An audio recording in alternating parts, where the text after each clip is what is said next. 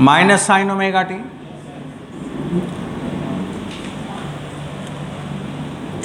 आप लिख सकते हो माइनस साइन ओमेगा टी भी लिख सकते हो, और चलो लिखो माइनस साइन ओमेगा टी लिखो।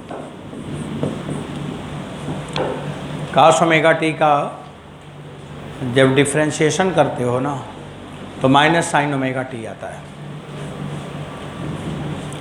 ये क्यू लिखा है और ये आई लिखा है।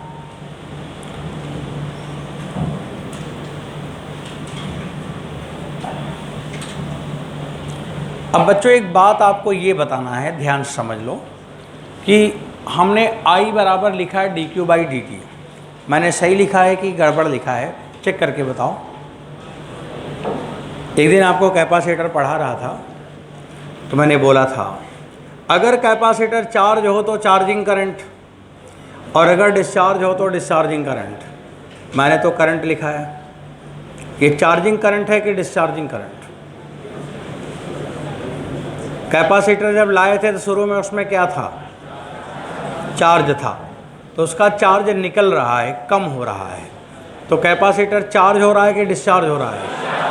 अगर डिस्चार्ज हो रहा तो चार्जिंग करंट के डिस्चार्जिंग करंट। डिस्चार्जिंग करंट और चार्जिंग करंट में क्या अंतर है? हैं? अरे कुछ तो बताया होगा कभी। अब अगर डिस्चार्जिंग करंट है तो यहाँ पे माइनस साइन लगाते हैं। डिस्चार्जिंग करंट, अगर कैपेसिटर से चार्ज घट रहा है टाइम के साथ, जब भी ये डिफ्रेंशिएट करते हैं ना तो ये रिलेशन होता है। देख लिया करो कि समय के साथ चार्ज बढ़ रहा है कि घट रहा है। तो समय के साथ चार्ज घट रहा है तो माइनस साइन यहाँ लग रहा है, माइनस यहाँ माइनस वहाँ। अब आई का मान क्या हुआ, क्यू ओमेगा और साइन ओमेगा टी। बच्चों ये आई का मान आया, Q omega sine omega T.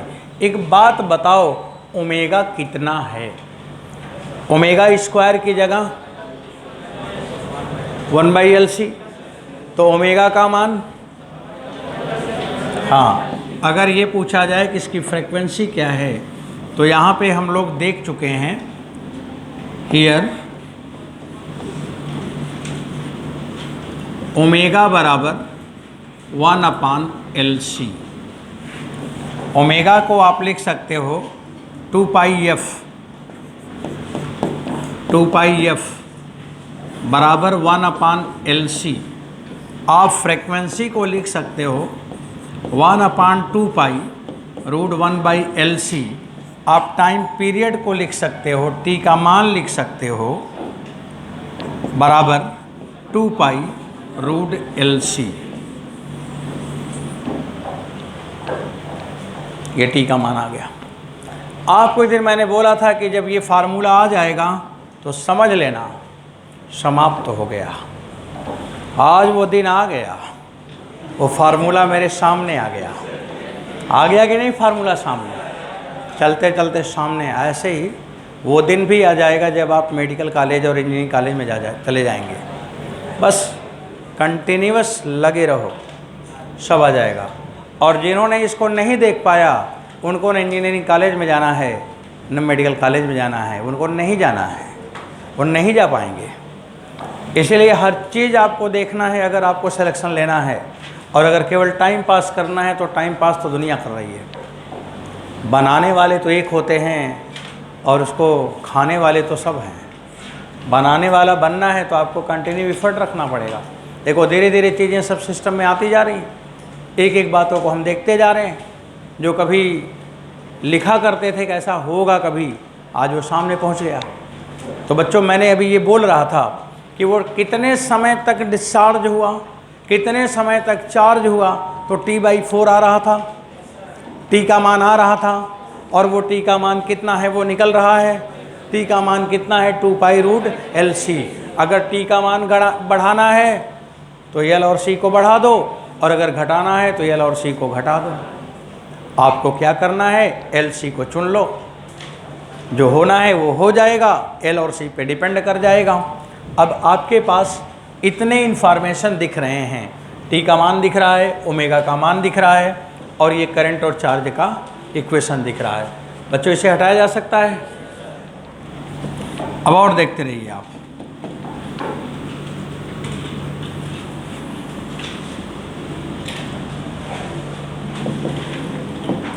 अब इसमें जो करंट है, करंट I बराबर I not sign omega T, ये करंट हो गया sign omega T. I not क्या है? Maximum current. मैक्सिमम करंट है I नॉट, और इस मैक्सिमम करंट की वैल्यू कैपेसिटर में कितना चार्ज स्टोर था Q और डिवाइडेड बाई LC, ये था मैक्सिमम करंट। ये मेडिकल के एग्ज़ाम में पूछा हुआ है, आप घर पे जाके पेपर में लाना। उसमें यही लिखा था कि 20 माइक्रोकूलाम चार्ज स्टोर करके 10 माइक्रोफैरेड कैपेसिटर 4 हेनरी के इंडक्टर से कनेक्ट कर दिया जाए तो बताइए उसमें मैक्सिमम करंट कितनी फ्लो करेगी। तो मैक्सिमम करंट कितनी फ्लो करेगी निकल गया, Q upon root LC। L भी दिया है, C भी दिया है और Q भी दिया है। ये मैक्सिमम करंट आ गया। अब बच्चों चार्ज कितना है इसमें? चार्ज, रुको अभी थोड़ा रुको, I का मान फिर लिखेंगे हम। I बराबर लिखेंगे Q ओमेगा और साइन ओमेगा टी का मान 1 minus cos square omega T. दूसरा रिजल्ट आ रहा है Q ओमेगा।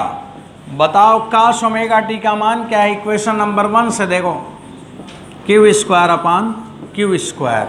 बच्चों ये वैल्यू आना ओमेगा रूट में Q square minus Q square. मेरा एक सवाल था कि when we get maximum current, maximum current कैसे आएगा, कब आएगा? तो मैक्सिमम करंट कैसे दिख रहा है, देख रहे हैं आपने, कैपेसिटर में कितना चार्ज है वो और कुल चार्ज कितना था। स्मॉल क्यू क्या है? जो कैपेसिटर में चार्ज है कि जो चार्ज कैपेसिटर से निकल गया। स्मॉल क्यू जो निकल गया वो नहीं है, जो कैपेसिटर में है, क्योंकि मैंने माना था कि I सर्किट में करंट है और Q स्मॉल Q कैपेसिटर में चार्ज है। तो कैपेसिटर में चार्ज है वो स्मॉल Q है। देखो अभी मैं क्या बोला ना, आपको समझ नहीं आया, आपके दिमाग ऊपर से उड़ गया। मुझे पता चल जाता है कि ऊपर से उड़ा है। स्मॉल Q है charge in capacitor at instant, यही माने थे, charge in capacitor at instant. अब इफ Q बराबर Q तो कैपेसिटर क्या है? Fully charge. अगर कैपेसिटर के अंदर चार्ज कैपिटल Q के बराबर हो जाए तो कैपेसिटर कैसा चार्ज है? Fully charge. और अगर फुल्ली चार्ज है तो करंट I का मान 0 होगा। तो सर्किट में करंट क्या उस समय फ्लो करेगा जब कैपेसिटर फुल चार्ज हो गया? नहीं फ्लो करेगा। ये पहली लाइन है।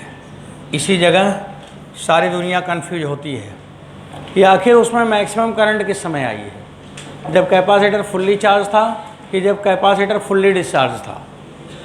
सर्किट में मैक्सिमम करंट कब आई? जब कैपेसिटर फुल्ली चार्ज था कि फुल्ली डिस्चार्ज था? फुल्ली चार्ज नहीं, फुल्ली चार्ज में I 0 आ रहा है। हाँ, उसको बुद्धि से देखो, हो रहा लगता है कि ये होगा लेकिन वो नहीं होगा। जब वो पूरा चार्ज ले ही लिया तब करंट के लिए कुछ छूटा है, और जब उसमें चार्ज नहीं है तो सारा चार्ज किस में बदल चुका होगा? करंट में। यही तो हो रहा है ना। अब अगर मैंने ये लिखा है इफ़ Q बराबर 0, no charge in capacitor, no charge, capacitor में चार्ज नहीं है, नो चार्ज इन कैपेसिटर, और इसका मतलब कैपेसिटर पूरी तरह से डिस्चार्ज है।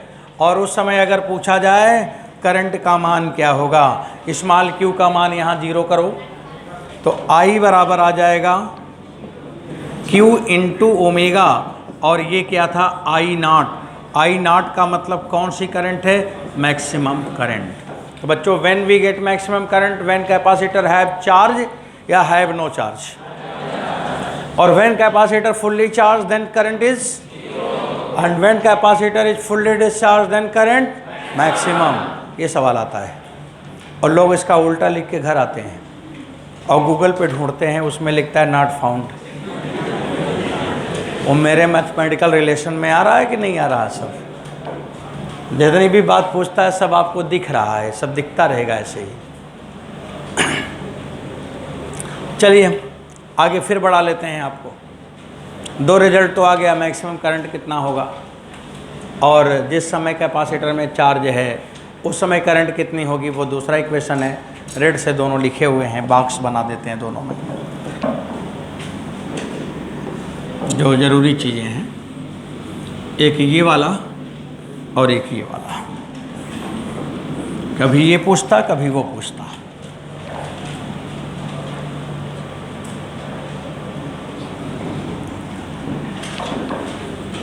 बच्चा लोग फिर बताओ कुछ बात, बताओ चार्ज का वेव इक्वेशन, करंट का वेव इक्वेशन बताओ। I बराबर आई नॉट साइन ओमेगा टी। शाबाश, एक तो बताया। चार्ज का बताओ, Q बराबर Q sign omega T plus pi by 2। अरे का आसमान है, साइन 90 प्लस थीटा। तो बताओ चार्ज और करंट में कौन आगे है? चार्ज कितना आगे है? 90 डिग्री। करंट पीछे है, कितना पीछे है? 90 डिग्री। दूसरा सवाल ये आता है, charge lead by 90 degree from current. उल्टा भी लिख सकते हैं आप। अब पता चला कि लीड ढूंढ रहे हैं, उसमें है ही नहीं है, तब लैग लिखो। लैग में क्या लिखोगे? करंट।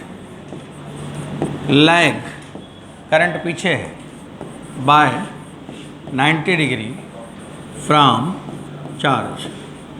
आप दोनों में जो रहे उसे आप टिक करेंगे।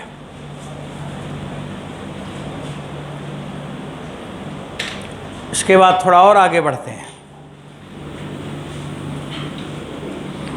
इसके आगे जब बढ़ते हैं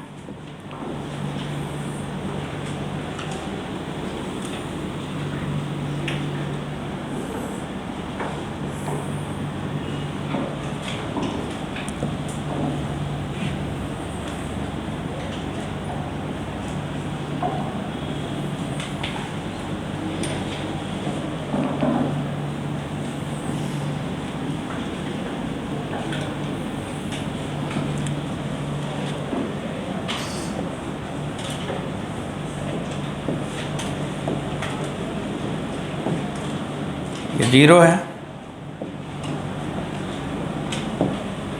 ये जीरो है, ये T/4 है, ये T/2 है, ये 3T/4 है और ये कैपिटल T है। अभी आप लें T/4, T जो लिखा था वही लिख रहा हूँ, T/2 है, 3T/4 है, कैपिटल T है। ऊपर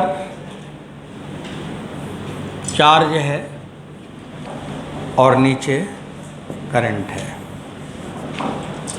शुरू में जब हम ले आया कैपेसिटर तो ये फुल्ली चार्ज था,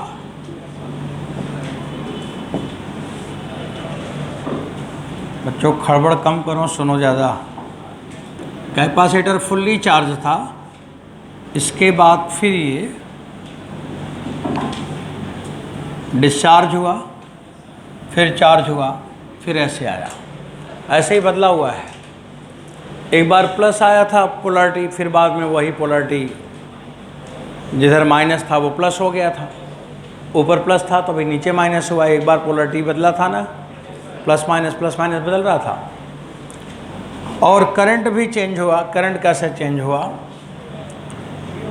ये 0 है, ये मैक्सिमम है, फिर ये ऐसे है।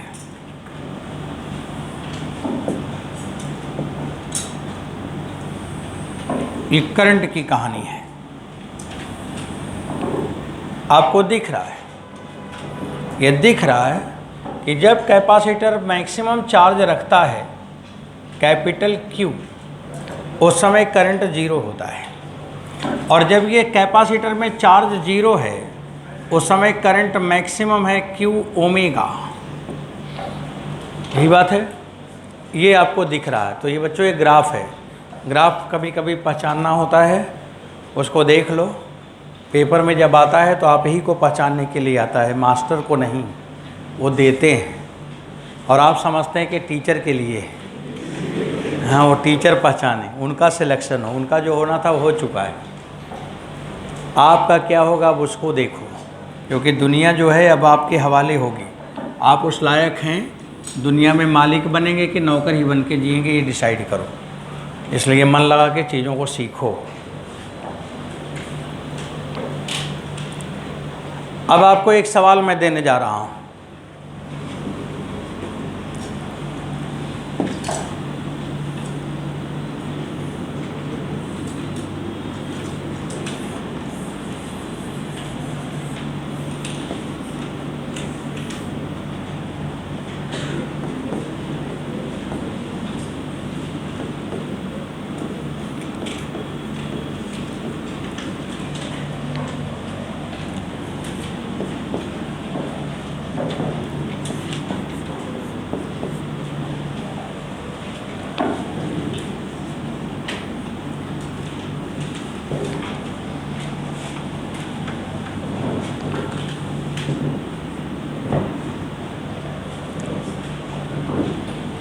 बच्चों क्वेश्चन देखो क्या लिखा है। कैपेसिटर का कैपेसिटी है 9 माइक्रोफैरड यहाँ पे, और सेल्फ इंडक्टेंस है 4 हेनरी, और उसमें जो चार्ज रखा है 10 माइक्रो कूलम है। सवाल लिखा जा रहा है कि जब मैं स्विच को क्लोज करूँगा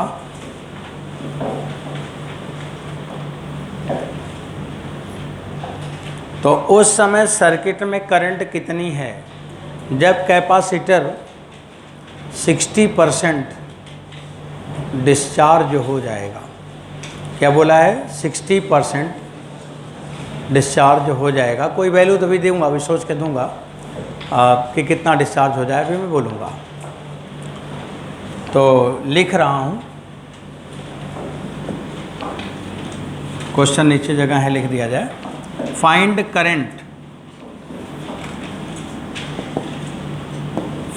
current in circuit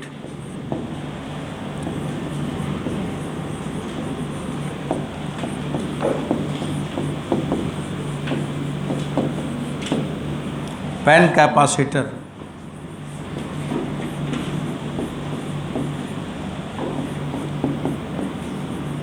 discharge by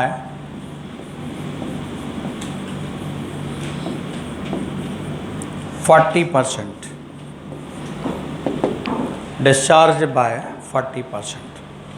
Find current in circuit when capacitor discharge by 40%. Paper में ऐसे क्वेश्चन आएगा।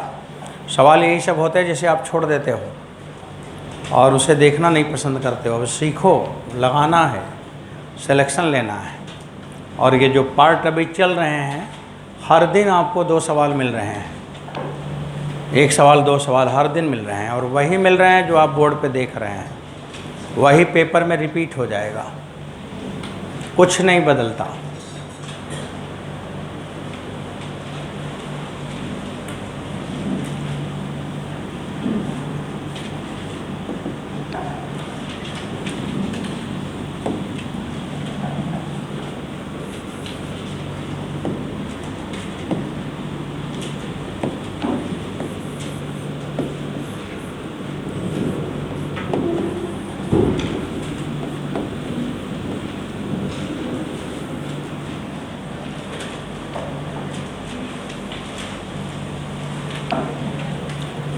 अब इसमें क्या लिखा हुआ है, कितना टाइम लगेगा सवाल अगर नोट हो गया हो तो आंसर तो आ ही गया होगा अब तक।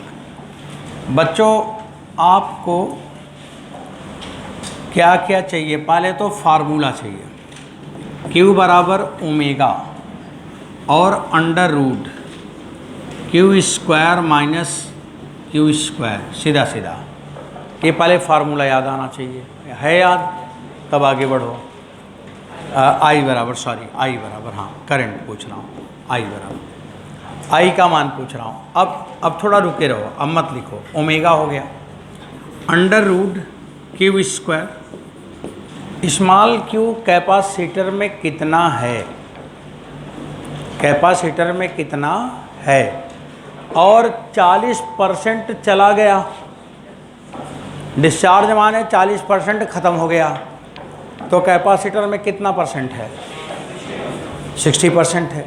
कैपेसिटर में कितना है वो मतलब है स्मॉल क्यू। तो 40% निकल गया तो 60% बचा है, तो 0.6 क्यू का स्क्वायर हो गया। ये समझ आया? अब इसके बाद क्यू कॉमन आ गया, Q omega under root 1 minus 0.6 का स्क्वायर 0.36, यही हुआ। क्यू का मान अभी रख लेंगे, ओमेगा का मान भी LC रख लेंगे, और 1 माइनस 0.36 माने 0.64, ये हो गया, ये हो गया। इसके आगे बढ़ते जाना। क्यू का मान दिया होगा, कितना दिया था? 10 माइक्रो कूलम, 10 माइक्रो। हाँ बच्चों, L का मान 4 और C का मान 9, वो भी माइक्रो, सही है। और ये वैल्यू हो गया 0.8, ये 0.8 हो गया। इसके आगे अब कैपेबल हैं, आप कैलकुलेशन कर सकेंगे। चलो हम और लगा देते हैं। 10 इंटू 10⁻³ अपान 6 इंटू 0.8,